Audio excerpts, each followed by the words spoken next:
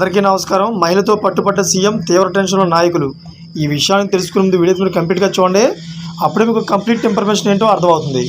అదేవిధంగా చాలామంది వీడియో చూస్తున్నారు కానీ సబ్స్క్రైబ్ చేసుకోవడం మాత్రం మర్చిపోతున్నారు. దయచేసి సబ్స్క్రైబ్ చేసుకోండి. సబ్స్క్రైబ్ చేసుకోవడం వల్ల నేను చేసే ప్రతి ఒక్క అప్డేట్ మీరు ముందుగానే పొందగలుగుతారు. అదేవిధంగా చాలామంది లైక్ చేయడం మర్చిపోతున్నారు.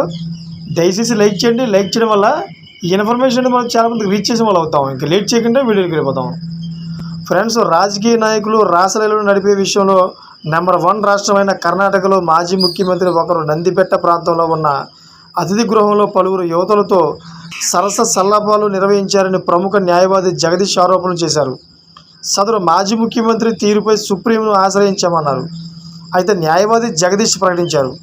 అయితే ఈ విషయంపై మాజీ ముఖ్యమంత్రిపై చర్యలు తీసుకోవాలని సర్వోన్నత న్యాయస్థానంలో కేసు దాఖలు చేస్తామని తెలిపారు.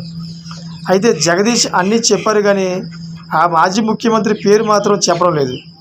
అయితే ఆయన ముఖ్యమంత్రిగా ఉన్న సమయంలో 2 మంత్రులతో కలిసి నందిపేట ప్రాంతంలో ఉన్న అతిథి గృహానికి వెళ్ళారట. అయితే అక్కడ పలువురు యువతులతో ముఖ్యమంత్రి అండ్ మంత్రి సాంస్కృతిక కార్యక్రమాలు నిర్వహించేవారని ఆరోపిస్తున్నారు. అయితే సదరు యువతులతో ఆంధ్రప్రదేశ్కి చెందిన ఒక సినీ నటి కూడా ఉన్నారని చెబుతున్నారు. ముఖ్యమంత్రి మంత్రులు ఇలాంటి సేవలు చేసి పెట్టడం ద్వారా కొంతమంది దళారులు తమ ఫైల్ మీద సంతకాలు చేయించుకునేవారని లాయర్ జగదీష్ ఆరోపించారు. ఈ వ్యవహారం వెనుక 20 మంది అధికారుల పాత్ర కూడా ఉన్నట్లు సమాచారం. కొద్ది రోజుల్లో ఆ నాయకులు, అధికారుల పేర్లు బయటకు వచ్చే అవకాశం ఉందంటున్నారు. అయితే అప్పట్లో ముఖ్యమంత్రితో కలిసి గెస్ట్ హౌస్లో సేవలు అందుకున్న మంత్రులలో ఒకరు ఇప్పుడు కర్ణాటకలో ఎంపీగా కూడా ఉన్నారట.